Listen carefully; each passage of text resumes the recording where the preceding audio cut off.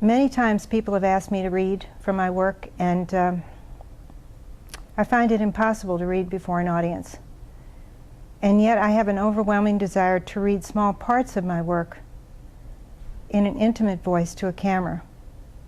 And I'm well aware of the irony that that means many, many more people will hear this reading than would ever hear it at a public reading. And that's good. That's fine. I want to read this because it's from The Vampire Armand, and this book, more than any other, as I've said before, is about what the vampire meant to me as a metaphor. A person who felt he was damned and lost, and yet had a great vision of the world as a beautiful place. I think this is a metaphor for the way many of us feel when we're alienated, when we're far from God, and when other people tell us that we're far from God. Anyway, I want to read this brief section. It's not so brief, actually, but it comes at a point in the novel where Armand is describing what happened actually in the book Memnoch the Devil. Lestat has come back from hell with what he claims is Veronica's veil, the veil with which Veronica wiped the face of Christ on the way to Calvary. And on that veil, we have an image of Christ's face. When Armand, who's been a vampire for 400 years, when he sees that veil, he's overcome with faith in God. And he goes into the sun, presumably to destroy himself. And this is what he feels as the sun is burning him and as he is almost being destroyed. First of all, he looks at the veil, and the morning is coming, and the morning is deadly. And he says, "The morning came down in its thunderous white-hot light, rolling over roofs and curdling the night in 1,000 glassy walls and slowly unleashing its monstrous glory. Bear witness," I said.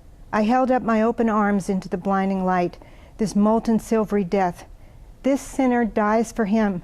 This sinner goes to him. Cast me into hell, O Lord, if that is your will. You have given me heaven. You have shown me your face.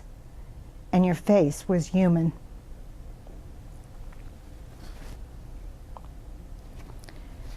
As Armand is actually dying in the sunlight, he suddenly has a vision. And the vision takes him back to his boyhood, his mortal boyhood, when he wanted to be a priest. And I think this vision is about wanting to be a priest. And in a way, maybe it has meaning for all of us who can't be priests, or couldn't be priests, or didn't become priests. But anyway, this immortal is seeing these things. He's seeing this vision as he's dying as an immortal. And he'll describe going back to Kiev in this because that's where he was a mortal boy. Anyway, as he's experiencing this excruciating pain, this is what happens. Abruptly the scene changed. The roar of the wind was gone, my eyes were quiet and focused, and all around there arose a great familiar chorus of hymns. I stood at an altar, and as I looked up I beheld the church before me thronged with people, its painted columns rising like so many ornate tree trunks out of the wilderness of singing mouths and wondering eyes. Everywhere, to right and to left, I saw this immense and endless congregation. The church had no walls to bind it, and even the rising domes, decorated in the purest and most glittering gold with the hammered saints and angels, gave way to the great, ever-thinning and never-ending blue sky. Incense filled my nostrils. Around me the tiny gold bells rang in unison, and with one riff of delicate melody tumbling fast upon another. The smoke burnt my eyes, but so sweetly, as the fragrance of the incense filled my nostrils and made my eyes water, and my vision became one with all that I tasted and touched and heard. I threw out my arms, and I saw long golden-trimmed white sleeves covering them, falling down from wrists that were covered with the soft, fleecy down of a man's natural hair. These were my hands, yes, but my hands years past the mortal point where life had been fixed in me. These were the hands of a man.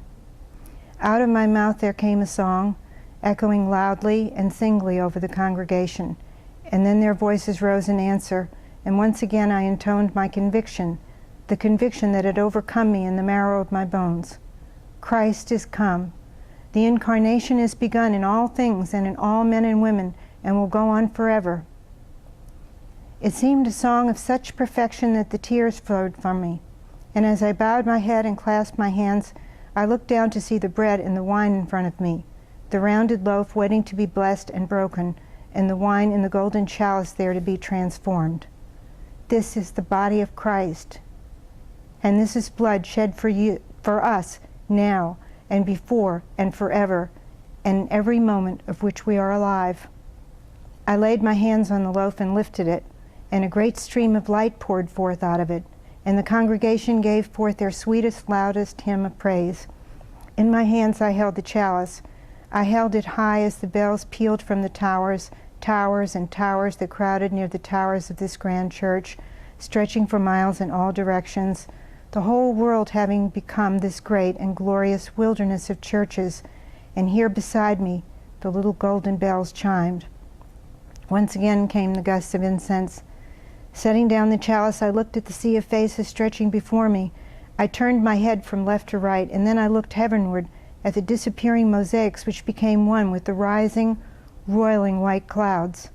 I saw gold domes beneath heaven. I saw the endless rooftops of Podel. I knew it was Vladimir's city in all its glory, and that I stood in the great sanctuary of Santa Sofia.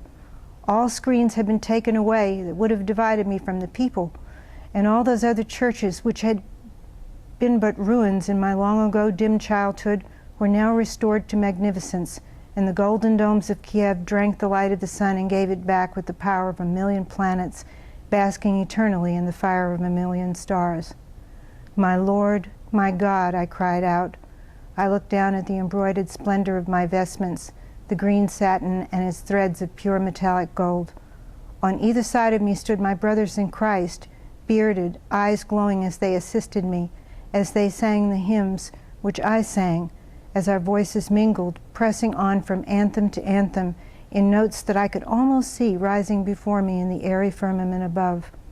Give it to them. Give it to them because they are hungry, I cried. I broke the loaf of bread in my hands. I broke it into halves and then into quarters, and tore these hastily into small morsels which crowded the shining golden plate. En masse the congregation mounted the steps, tender pink little hands reaching for the morsels, which I gave out as fast as I could, morsel after morsel, not a crumb spilling, the bread divided among dozens and then scores and then hundreds, and as they pressed forward, the newcomers barely allowing those who had been fed to make their way back. On and on they came, but the hymns did not cease. Voices, muted at the altar, silenced as the bread was devoured, soon burst forth loud and jubilant again. The bread was eternal. I tore its soft, thick crust again and again and put it in the outstretched palms, the gracefully cupped hands. Take it, take the body of Christ, I said. Dark, wavering, shadowy forms rose around me, rising up out of the gleaming gold and silver floor. These were trunks of trees, and their limbs arched upward and then down towards me, and leaves and berries fell from these branches down onto the altar, onto the golden plate, and onto the sacred bread, now in a great mass of fragments. Gather them up, I cried. I picked up the soft green leaves and the fragrant acorns, and I gave these too to the eager hands. I looked down and I saw grain pouring through my fingers, grain which I offered to open lips, grain which I poured into open mouths. The air was thick with the soundless falling of the green leaves, so much so that the soft, brilliant shade of green tinted all around it, broken suddenly everywhere by the flight of tiny birds. 1,000,000 sparrows flushed heavenward, 1,000,000 finches soared, the brilliant sun flitting on their tiny outstretched wings. Forever, ongoing, always, in every cell and in every atom, I prayed. The Incarnation, I said, and the Lord has dwelt amongst us. Thank you.